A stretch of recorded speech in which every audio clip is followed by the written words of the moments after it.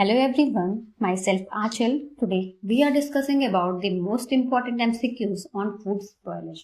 Food spoilage ये topic आपका food microbiology का पार्ट है जो कि एक one of the most important subject है हमारे फूड सेफ्टी एग्जामिनेशन में, चाहे वो आपका CFSO का एग्जामिनेशन हो, सेंट्रल फूड सेफ्टी एग्जामिनेशन हो या फिर आपका टेक्निकल ऑफिसर का एग्जामिनेशन हो. Okay, so let's start with our lecture. So, our very first question is the undesirable change in a food that makes it unsafe for human consumption is referred as. हमारे food में कोई भी ऐसा change जो कि हमारे food को unsafe बना देता है ह्यूमन कंजप्शन के लिए, उसे हम क्या कहते हैं? So the option is first is food decay, second one is food spoilage, third one is food loss, fourth one is all of these. कोई भी ऐसा चेंज जो कि हमारे फूड को अनसेफ बना देता है ह्यूमन कंजप्शन के लिए, उसको हम कहते हैं फूड स्पॉइलेज. फूड स्पॉइलेज क्या होता है? When food items kept for a long time, it gets spoiled as germs start growing on it. कोई भी हम फूड या फ्रूट एज्यूम करिए, जब भी हम कोई फूड या फिर फ्रूट हम बाहर से मार्केट से लेकर के आते हैं, वेजिटेबल्स हो गए हमारा, फ्रूट्स हो गए, अब हम उसको वॉश करके नहीं रखते हैं, ठीक है? तो अगर बहुत दिन तक वो ऐसे कैसे पड़ा रहा तो उसके ऊपर माइक्रो ऑर्गेनिज्म तो पहले से प्रेजेंट होते हैं. अब वो माइक्रो ऑर्गेनिज्म ग्रो करना स्टार्ट कर जाएंगे, जिसकी वजह से क्या होगा, हमारा फूड स्पॉइल हो जाएगा. Okay, spoilage is a process in which food items deteriorate to the point in which it is not edible to human. Spoilage के प्रोसेस में हमारा क्या होता है, जो भी हमारा फूड आइटम है वो इस लेवल तक खराब हो जाता है कि वो खाने के लायक नहीं बचता है, ठीक है? और कौन कौन से ऐसे फैक्टर्स है जो कि रिस्पॉन्सिबल होते हैं फूड स्पॉइलेज के लिए? फर्स्ट सबसे पहले हमारा क्या आ गया, माइक्रो ऑर्गेनिज्म. जो भी हमारे माइक्रो ऑर्गेनिज्म है जिनको हम अपने नेकेड आईज से नहीं देख पाते हैं, तो वो हमारे फूड को स्पॉइल करते हैं, क्योंकि हमें पता ही नहीं होता है वो हमारे फूड पे प्रेजेंट है भी कि नहीं प्रेजेंट है. क्योंकि जितने भी माइक्रो ऑर्गेनिज्म होते हैं वो कहाँ पे ग्रो करते हैं, हमारे सराउंडिंग में. उनको मॉइस्चर चाहिए होता है ग्रो करने के लिए. तो हमारा मॉइस्चर क्या हो गया, एक one of the most important factor हो गया हमारे फूड के स्पॉइलेज में. देन हमारे पास आएगा लाइट, टेम्परेचर. टेम्परेचर भी बहुत अहम रोल प्ले करता है हमारे माइक्रो ऑर्गेनिज्म की ग्रोथ में, क्योंकि जब अभी विंटर का टाइम चल रहा है, ठीक है, विंटर के टाइम में हमारा जो टेम्परेचर है वो बहुत कम है, जिसकी वजह से माइक्रो ऑर्गेनिज्म की ग्रोथ कम होती है. क्योंकि जितने भी माइक्रो ऑर्गेनिज्म ग्रो करते हैं उनको मॉइस्चर चाहिए होता है ग्रो करने के लिए. बहुत सारे सर्टेन फैक्टर्स होते हैं उनको ग्रो करने के, और मॉइस्चर उसमें से एक बहुत ही इंपॉर्टेंट फैक्टर है. तो जो हमारा विंटर है उस टाइम पे हमारे माइक्रो ऑर्गेनिज्म की ग्रोथ कम होती है क्योंकि मॉइस्चर कम होता है. लेकिन जब हम बात करेंगे समर की, तो अगर आप कोई भी खाना बना करके भी रख देते हो तो वो 5 से 6 घंटे के टाइम में ही वो स्पॉइल हो जाता है, उसमें कुछ स्मेल आना स्टार्ट हो जाती है. क्यों ऐसा होता है? क्योंकि उस टाइम पे मॉइस्चर ज्यादा होता है और टेम्परेचर भी हमारा ज्यादा होता है, और वो किसी भी माइक्रो ऑर्गेनिज्म की ग्रोथ के लिए एक फेवरेबल कंडीशन प्रोवाइड करता है, और इसी की वजह से हमारा फूड स्पॉइल होना स्टार्ट हो जाता है. देन हमारे पास क्या आता है, केमिकल रिएक्शन. काफी सारे केमिकल रिएक्शन जो हमारे फूड या फूड में होती है वो भी हमारे फूड के स्पॉइलेज का एक बहुत ही इंपॉर्टेंट फैक्टर होता है. Okay, so our next question is food preservation involve. Food preservation में क्या क्या इन्वॉल्व होता है? सो द फर्स्ट ऑप्शन है increasing shelf life of food, second one is ensuring safety for human consumption, third one is both A and B, and the fourth one is none of these. Food preservation क्या होता है कि food को कुछ particular time तक हम preserve करके रख सकते हैं फॉर लेटर यूज, बाद में, ताकि हम उसे यूज कर सके. फूड प्रिजर्वेशन के बहुत तरह की टाइप होते हैं, जैसे कि अगर हम कुछ खाना बना करके रखते हैं और उसको हम रेफ्रिजरेटर में डाल देते हैं, तो ये भी क्या हो गया, हमारा एक तरह का फूड प्रिजर्वेशन होगा कि आपने सुबह खाना बनाया ताकि आप उसे दिन में खा सको, ठीक है? ऐसे बहुत तरह के फूड प्रिजर्वेशन होते हैं, लेकिन यहाँ पर हमारा करेक्ट आंसर क्या होगा, both A and B. Food preservation क्या होता है, किसी भी खाने की शेल्फ लाइफ को इंक्रीज करना और साथ ही साथ ह्यूमन कंजप्शन की सेफ्टी को भी इंश्योर करना, ये हमारा फूड प्रिजर्वेशन कहलाता है. सो एक्सप्लेनेशन देख लेते हैं. Food preservation involves preventing the food from being spoiled. Food preservation क्या होता है, हमारे फूड को स्पॉइलेज से बचाना. Preservation of food is the process by which food is stored by special method. काफी सारे स्पेशल मेथड्स होते हैं, जैसे कि हमारे क्या क्या हो गए, आपने देखा होगा ड्राइंग, जब हम घर में पिकल्स बनाते हैं, ठीक है. एक होता है हमारे पास फ्रीजिंग, जैसे कि हमारी जो ग्रीन पीज आती है मार्केट में, अगर विंटर का टाइम है तो आपको हरी मटर हर जगह मिल जाएगी, पर अगर जब हमारे पास समर का टाइम होता है उस टाइम पे हमारे पास हरी मटर नहीं होती, हम क्या यूज करते हैं, फ्रोजन पीज यूज करते हैं, फ्रोजन वेजिटेबल यूज करते हैं. देन हमारे पास क्या होगा, कैनिंग आएगा, डिहाइड्रेशन और ड्राइंग एक चीज होती है, ठीक है। ये सारे हमारे क्या हो गए, कई सारे मेथड्स हो गए फूड प्रिजर्वेशन के लिए। हम हर तरह के फूड को प्रिजर्व कर सकते नहीं, हर तरह के फूड को हम प्रिजर्व नहीं कर सकते। कुछ पर्टिकुलर फ्रूट्स होते हैं या पर्टिकुलर वेजिटेबल्स होते हैं जिनको हम प्रिजर्व करके रख सकते हैं। अगर हम बात करें टमाटो की, तो क्या हम उसे प्रिजर्व करके रख सकते हैं? जो उनकी शेल्फ लाइफ है सिर्फ आप उतनी देर के लिए उसको रख सकते हो, पर अगर आप चाहो कि आप महीनों तक टमाटर को प्रिजर्व करके रख लो, ताकि आप जनवरी में उस टमाटर को लेकर के आए हो और दिसंबर में उसको यूज करना चाहते हो, तो वो हम नहीं कर सकते हैं। कुक्ड और uncooked food can be preserve in different ways to be use later. जैसे कि हमारे जो कुक्ड फूड है उसको हम कैसे प्रिजर्व करते हैं? By the help of freezing. Uncooked food हमारे पास क्या है, हम कैसे कर सकते हैं? जैसे हमारे पास कुछ फ्रोजन वेजिटेबल्स हो गए, उसको क्या कर सकते हैं, हम उसको फ्रीज करके रख सकते हैं, या फिर क्या कर सकते हैं, उसको डिहाइड्रेट करके रख सकते हैं ताकि हम बाद में उसको यूज कर सकें। जो हमारी कैनिंग होती है ये बहुत ही इंपॉर्टेंट फैक्टर होता है, बहुत ही अच्छा प्रोसीजर होता है शेल्फ लाइफ को इंक्रीज करने का, कि इसमें आप 1 से 5 साल की शेल्फ लाइफ के अंदर आप अपने फूड को स्टोर करके रख सकते हो। Okay, then our next question is pasteurization pasteurization क्या होता है? Option is low temperature treatment, second one is steaming treatment, third one is high temperature treatment, fourth one is low and high temperature treatment. Pasteurization क्या होता है? जब भी suppose करें जब हमारे मिल्क हमारे पास आते हैं तो हम उसे क्या करते हैं, पेस्चराइज करके रखते हैं ताकि वो स्पॉइल ना हो। और पेस्चराइजेशन क्या होता है? हमारा हाई टेम्परेचर ट्रीटमेंट होता है। पेस्चराइजेशन के प्रोसेस को समझ लीजिए क्या होता है। सबसे पहले जो हमारे मिल्क है उसको हमने लिया, उसको हम क्या करते हैं, फुल वर्किंग कंडीशन, जब भी हमारे पास मिल्क आता है तो उसमें जितने भी एंजाइम्स होते हैं वो सारे के सारे एक्टिव फॉर्म में होते हैं, तभी हमारा फूड प्रिजर्व रहता है, ठीक है ना। सबसे पहले क्या करेंगे, enzymes the pipe via milk in full working condition, जितने भी एंजाइम्स आप मिल्क में देखते हो वो इंटैक्ट रहते हैं। फिर हम उसे क्या करते हैं, मिल्क को हम करते हैं हीट। जब भी आप उस मिल्क को हीट करते हो आपको भी पता होगा कि हाई टेम्परेचर पे जो हमारे एंजाइम्स होते हैं वो डीनेचर हो जाते हैं। जब हम मिल्क को हाई टेम्परेचर पे हीट करते हैं तो क्या करते हैं, जितने भी एंजाइम्स हैं जो यहाँ पर इंटैक्ट थे वो क्या हो गए, डीनेचर हो चुके हैं, ठीक है ना। इसके बाद फिर हम क्या करते हैं, मिल्क को उबाला, उसके बाद क्या हो गया, वो ठंडा हो गया। लेकिन ठंडा होने के बाद भी क्या वो एंजाइम्स फिर से उस वर्किंग कंडीशन में जा सकते हैं? बिल्कुल नहीं। और जिसकी वजह से क्या होता है कि जितने भी बैक्टीरिया हैं वो हमारे दूध में दोबारा से ग्रो नहीं करते हैं और जो हमारा मिल्क होता है वो प्रिजर्व होता है। पेस्चराइजेशन के प्रोसेस में क्या करते हैं, सबसे पहले हम मिल्क को लेते हैं, उसको हाई टेम्परेचर पे हीट करते हैं। हाई टेम्परेचर पे हीट करने के बाद उस टाइम पे क्या होता है कि जितने भी एंजाइम्स हमारे दूध में प्रेजेंट हैं वो सारे के सारे डीनेचर हो जाते हैं। और उसके बाद वो जब अगर मिल्क कूल भी हो जाता है फिर भी वो एंजाइम्स अपने नेचुरल कंडीशन में वापस नहीं जा पाते और हमारा जो मिल्क है वो प्रिजर्व हो जाता है। Okay, then our next question is normal bacteria stop division at 10 degree Celsius, at 5 degree Celsius, third one is at 0 degree Celsius and the fourth one is at 20 degree Celsius. Normal bacterias जो grow करते हैं उनका cell division कब stop हो जाता है? तो the correct answer is 5 degree Celsius. 5 degree Celsius पे हमारा जो बैक्टीरिया है उसका सेल डिवीजन स्टॉप हो जाता है। 5 डिग्री टेम्परेचर को और सेल्सियस को और क्या कहते हैं, टेम्परेचर डेंजर जोन। आपसे पूछा जा सकता है 5 डिग्री सेल्सियस को क्या कहते हैं, temperature danger zone. Keeping potential hazards foods cold 5 degree Celsius and hot 60 degree Celsius stops the bacteria from grow. अगर आप अपने फूड को किसी भी बैक्टीरिया की ग्रोथ से प्रिवेंट करना चाहते हो तो आपको अपने फूड को कोल्ड, वो ठंडा है तो किस टेम्परेचर सेल्सियस पे रखना पड़ेगा, 5 डिग्री सेल्सियस पे। अगर आपका फूड हॉट है तो उसको किस सेल्सियस पे रखना पड़ेगा, 60 डिग्री सेल्सियस पे। इन दोनों टेम्परेचर पे कोई भी बैक्टीरिया आपके फूड पे ग्रोथ नहीं करेगा। ये बहुत ही इंपॉर्टेंट पॉइंट है, आपसे पूछा जा सकता है कि 5 डिग्री सेल्सियस को क्या कहते हैं, टेम्परेचर डेंजर जोन कहते हैं। और आपका जो भी फूड है अगर आप उससे बैक्टीरिया की ग्रोथ से प्रिवेंट करना चाहते हो तो आप उसे किसमें स्टोर कर सकते हो, 5 डिग्री सेल्सियस के अंदर स्टोर करो, या फिर अगर हॉट में स्टोर करना हो तो 60 डिग्री सेल्सियस के ऊपर स्टोर करो। Okay, so our next question is which of the following statements are true about chemical preservative?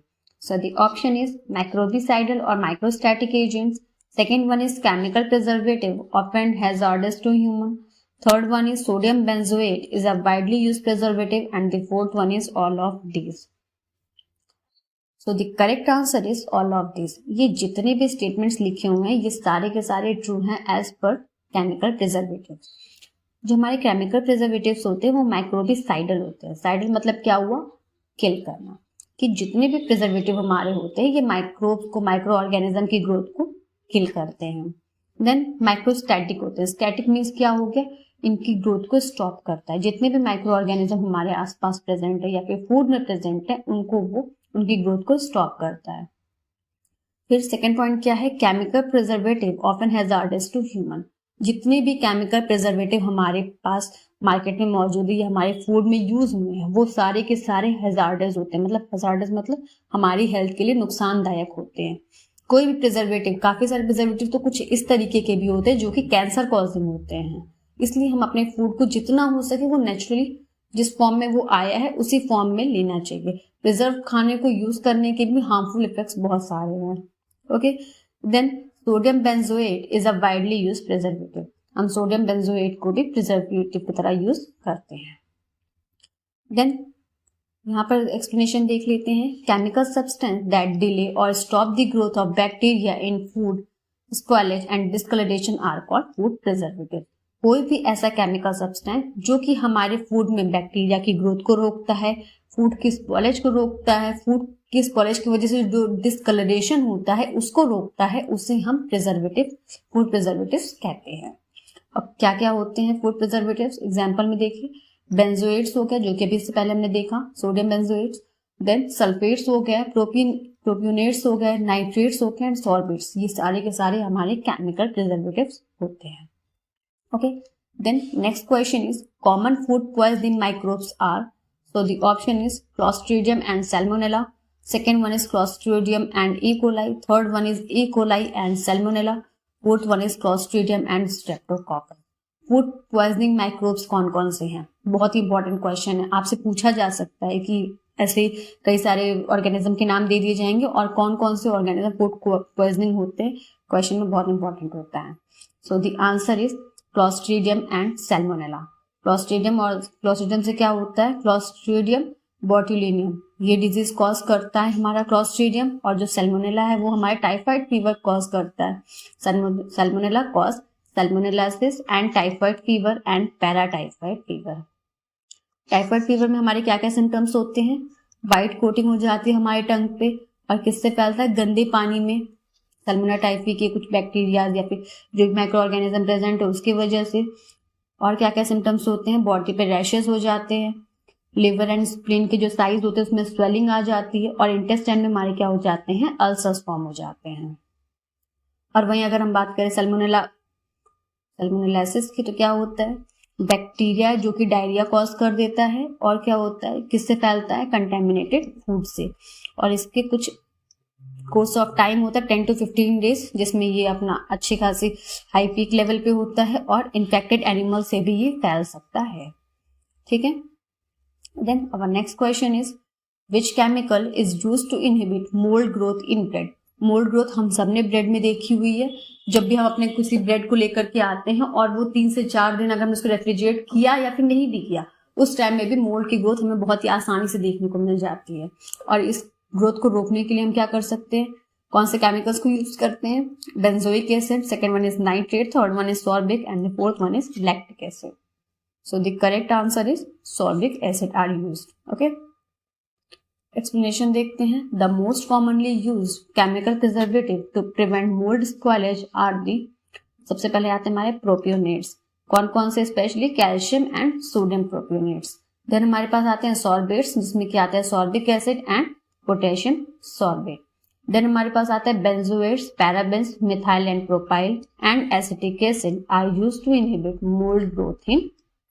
So our next question is botulism is caused by, so the option is Clostridium botulinum, second one is all Clostridium X species, third one is Clostridium tetani and the fourth one is Clostridium subtilis. So the correct answer is Clostridium botulinum. अभी हमने इससे पहले भी देखा Salmonella और Clostridium कौन कौन से डिजीज कॉज करता था, हमने क्या देखा था, Clostridium botulinum. Botulism is caused by the toxin that are produced by Clostridium botulinum bacteria and it is rare but potentially fatal condition. Botulism एक डिजीज होती है जो कि क्लॉस्ट्रिडियम बॉटुलिनम कॉज करता है, और ये एक बहुत ही रेयर और फैटल डिजीज होती है, जिसमें क्या क्या सिम्टम्स होते हैं, विजुअल डिस्टर्बेंस और ब्लड विजन, ड्रूपिंग आईलिड्स, देखिए आंखों छोटी छोटी से हो जाती है, dry mouth and speaking problems, vomiting होती है, स्वेलिंग प्रॉब्लम्स होती है, खाने को निगलने में problem, nausea and abdominal cramps हमारे होते हैं। जो हमारी विजन होती है ये ब्लर हो जाती है, सबसे मेन कंडीशन जो होती है, और जो आईलिड्स होती है वो हमारी ड्रॉप हो जाती हैं। Okay, so our next question is, which of the following statements are true regarding staphylococcus food poisoning? So the option is an enterotoxin, second one is cause gastroenteritis, third one is produced by staphylococcus aureus, and the fourth one is all of these. So the correct answer is all of these. Staphylococcus food poisoning is an enterotoxin, causes gastroenteritis and is produced by Staphylococcus aureus. कोई भी ऐसा food जहाँ पर Staphylococcus aureus नामक bacteria present होते हैं, जिसकी वजह से Staphylococcus food poisoning हमें होती है। और इसमें कौन कौन से सिम्टम्स होते हैं? सबसे पहले nausea, vomiting, abdominal cramp, diarrhoea, sweating, headache. जब भी हमारी बॉडी में कोई भी टॉक्सिन अंदर इंटर करता है तो हमारी बॉडी सबसे पहले यही कोशिश करती है कि उस टॉक्सिन को किस तरीके से रिमूव कर दिया जाए, और रिमूव करने के दो अलग अलग मेथड्स होते हैं। सबसे पहले तो होता है एक वॉमिटिंग, जिससे जो भी टॉक्सिन हमारी बॉडी के अंदर आए हैं वो निकल सकते हैं। सेकेंड वन इज डायरिया, जिसकी वजह से हमारे स्टूल के फॉर्म में ही हमारे सारे टॉक्सिन बाहर निकल जाए। Okay, then our next question is, which of the following statements are true regarding botulinum toxin? Botulinum toxin मैंने बताया था Clostridium botulinum. It is a neurotoxin, water-soluble exotoxin, is produced by Clostridium botulinum, a gram-positive anaerobic bacteria, and the fourth one is all of these. Botulinum toxin के बारे में कौन सा statement सही है? So the correct answer is, it is produced by Clostridium botulinum, a gram-positive anaerobic bacteria. Botulinum toxic are also called as miracle poison. ये बहुत important term है जो कि एग्जाम में पूछे जा सकते हैं। It is one of the most poisonous biological substance known. ठीक है, so our next question is, Clostridium perfringens poisoning is associated with, so the option is meat products, second one is vegetable, third one is canned food, and the fourth one is fish products. जो Clostridium perfringens होता है ना, ये हमारे meet products में पाया जाता है। और ये कैसे फैलता है? क्योंकि जो हमारे मीट प्रोडक्ट्स होते हैं ये सारे के सारे हमारे क्या होते हैं? एनिमल्स से आते हैं, है ना। तो ये हमारे एनएरोबिक होते हैं। क्या होते हैं? एनएरोबिक होते हैं, कि इन्हें ग्रो करने के लिए ऑक्सीजन की जरूरत नहीं होते हैं, जिसकी वजह से ये कहाँ पाए जाते हैं? हमारे intestine of humans and many animals, and is present in soil and areas contaminated by human and animal faeces. यहाँ पर जो एरिया बहुत गंदा होता है, जहाँ पर ह्यूमन और या फिर एनिमल के फीकस पड़े होते हैं, वहां पर ये बैक्टीरिया पाए जाते हैं, और इनको ग्रो करने के लिए एनएरोबिक कंडीशन ही चाहिए, ऑक्सीजन की जरूरत इन्हें नहीं होती है। Okay, then our last question is, Clostridium perfringens poison is an exotoxin होता है, इंट्रोटॉक्सिन होता है जो कि स्पोरिलेशन से बनता है, या फिर एंडोटॉक्सिन होता है, या फिर enterotoxin produced during vegetative phase. So the correct answer is, it is an enterotoxin produced during sporulation. क्योंकि अभी जब बात की कि कहाँ पाए जाते हैं, हमारे ह्यूमन के इंटेस्टाइन में या फिर एनिमल्स के इंटेस्टाइन में पाए जाते हैं। Clostridium perfringens bacteria are one of the most common cause of food poisoning, क्योंकि मीट हमारा बहुत ही अच्छे से यूज होने वाला एक फूड है ना। बहुत सारे लोग मीट पर ही डिपेंडेंट होते हैं अपने नीड के लिए, तो ये हमारा एक बहुत ही बड़ा कॉमन कॉज होता है फूड पॉइजनिंग का भी। CDC estimates that the bacterium cause nearly 1 million foodborne illness in the US every year. क्योंकि हमारे जो इंडिया में मीट वगैरह यूज होता है उसका भी एक कंडीशन है, क्योंकि हम लोग बहुत सारे जितने भी लोग हैं वो लोग वेजिटेबल पर ही डिपेंडेंट होते हैं। पर जब हम बात करेंगे यूएस वगैरह में, वहाँ पर प्रॉन्स बहुत ज़्यादा यूज होते हैं, मीट बहुत ज़्यादा यूज होती है वहाँ पर, तो वहाँ पर जो मेन कॉज होता है इलनेस का वो क्या होता है? हमारा क्लॉस्ट्रिडियम परफिजेंस हो सकता है। ओके, सो आई होप आपको ये सारे एमसीक्यू समझ में आए होंगे। मैंने जितना हो सकता है हमने उतना ज़्यादा एक्सप्लेन करने की कोशिश करी हुई है, और कोई भी अगर आपको डाउट हो तो आप कमेंट सेक्शन में पूछ सकते हैं। ओके, सो आई होप आपको आज का लेक्चर समझ में आया होगा, and thank you so much for watching.